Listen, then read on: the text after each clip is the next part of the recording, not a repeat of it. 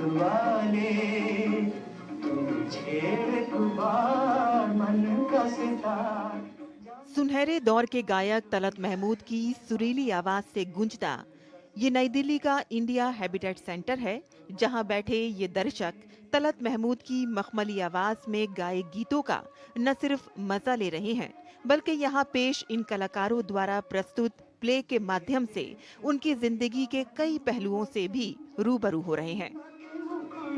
बदली का अंचल लेके चकोरी का मन हुआ चंचल, चंदा के मुकुल पे बदली का अंचल, कभी छुपे कभी खिले रूप निखार, खिले रूप निखार, राही मतवाले।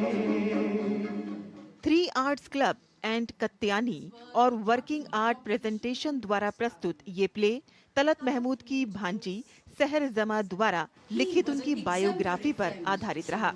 In his debut film Dil Nadan, the producer advertised a contest in the newspaper. जहां इस प्रस्तुति में कथन, अभिनय, फिल्म प्रोजेक्शन और कोरियोग्राफी का बेहतरीन मिश्रण देखने को मिला। Shama confessed she had a big crush on him. हम जब भी साथ में एक्टिंग करते तो मेरे दिल की धड़कन रुक जाती। तलत मेरे दिल की धड़कन थे। मैं रेडियो पर उनका कोई भी गाना सुने बगैर नहीं छोड़ती थी।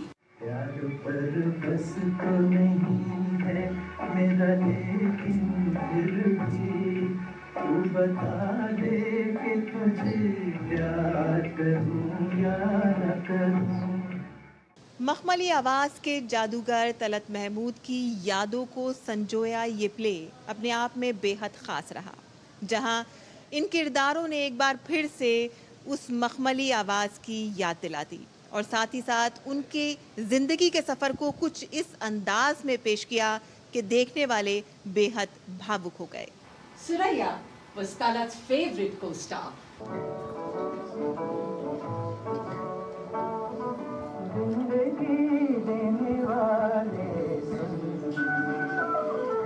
दुनिया से दिल भर गया, मैं यहाँ जी मर गया। सब कुछ कहाँ लाला गुल में नुमाया हो गई, क्या सूरतें होंगी जो खाक में पहना हो गई। इसका मतलब ये है कि शायद वो खूबसूरत लोग जो अब हमारे साथ नहीं हैं, वो फूल और शगुफ़े बनकर दुनिया में फैल गए। क्या कहूँ मैं तलत साहब के बारे में। ज़ाहिर है बचपन से लेकर आज तक का वक्त आ गया और अभी भी उनकी आवाज़ सुनकर दिल में वैसी ही धड़कन होती है जैसे उस ज़माने में हुआ करती थी। एक ऐसी आवाज़ जो शायद अब पैदा नहीं होगी।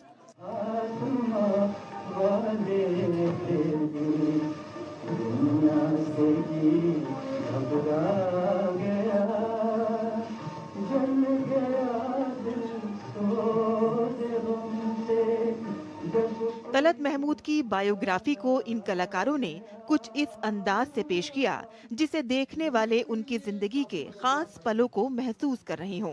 एक गाने की शूट के दौरान मुझे डांस स्टेप समझ में नहीं आ रहे थे। नूतन ने बस मेरा हाथ पकड़ा और डांस करने लगी।